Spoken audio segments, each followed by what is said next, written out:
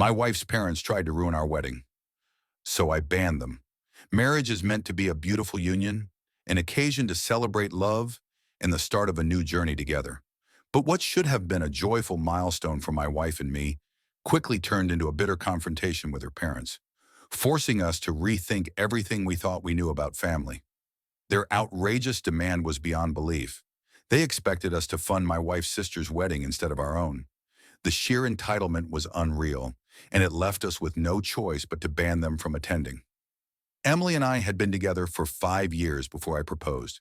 We met at a professional conference, and from the very first conversation, I could tell she was different, intelligent, kind, and genuinely selfless. While my family had always been small but supportive, Emily's situation was far more complicated.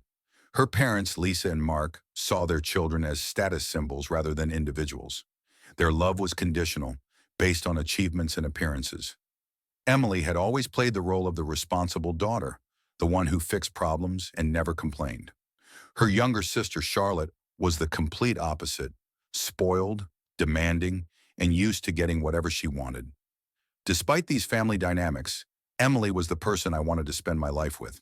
The proposal was perfect, an intimate dinner at our favorite restaurant, followed by an emotional moment where I asked her to be my wife. She said yes, and for a brief time, life felt magical. However, the moment we shared our engagement news, it was obvious that her parents didn't share our excitement. My family was thrilled, showering us with love and congratulations. Meanwhile, Lisa dismissed it with an indifferent remark, something about how it was long overdue. While Mark barely looked up from his phone, Emily put on a brave face, pretending it didn't bother her. But I knew the truth. Emily and I had envisioned a small, intimate wedding in the countryside, something personal and meaningful, surrounded by the people who truly cared about us.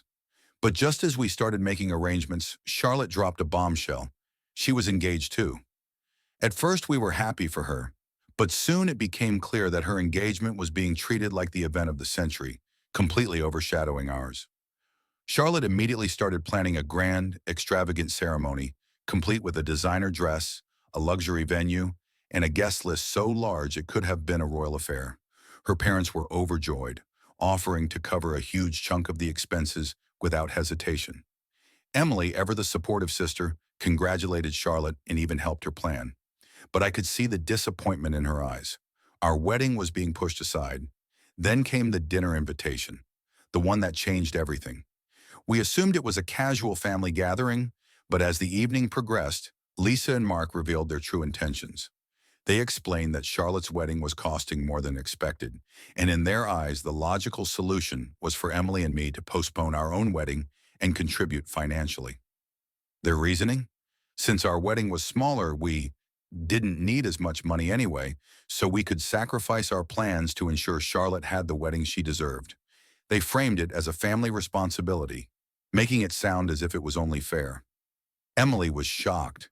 She had spent her entire life putting her family's needs above her own, but this was beyond outrageous. As her parents continued pushing, I felt my frustration growing.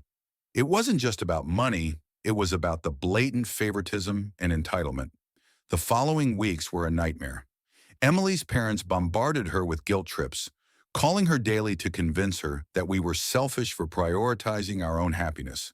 Charlotte was just as relentless, sending long messages about how her wedding was crucial to the family's reputation.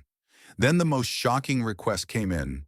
Charlotte sent us an itemized bill for her wedding, totaling a jaw-dropping $75,000, with the expectation that we cover nearly half. Emily was completely torn. She had always avoided conflict with her family, but this was different. I reminded her that our wedding was about us. We didn't owe anyone an explanation for putting ourselves first. Then came the final straw. Lisa and Mark accused us of being jealous and trying to sabotage Charlotte's wedding by refusing to help. They painted us as the villains who were tearing the family apart. That was it. We had reached our breaking point. Emily deserved a wedding free from her parents' toxic manipulation. Together, we made the painful but necessary decision to ban them from attending our wedding. At first, Emily was anxious about the backlash, but soon she felt relieved, like a weight had been lifted off her shoulders. Our wedding day was everything we had dreamed of. set in the serene countryside filled with love, joy, and no tension whatsoever. Surrounded by friends and family who genuinely supported us, Emily and I exchanged vows without drama, without distractions, just pure happiness. During the reception, several relatives pulled us aside to commend our decision. Many shared their own stories of dealing with entitlement and admired us for standing our ground. After the wedding, Lisa and Mark tried to rewrite the story, spreading rumors to extended family about how we had excluded them unfairly. But the truth eventually surfaced. Many relatives had seen their behavior firsthand and sided with us. Some even cut ties with them, realizing how toxic their favoritism was. As for Charlotte, her fairy tale wedding didn't go as planned.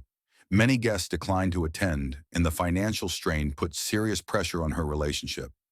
It was a harsh reminder that entitlement and extravagance don't bring happiness. Looking back, I wouldn't change a thing. Setting boundaries was hard, but it was necessary. For anyone facing similar struggles, remember this. You are allowed to prioritize your happiness. True love and support come from those who respect your choices, not from those who manipulate them.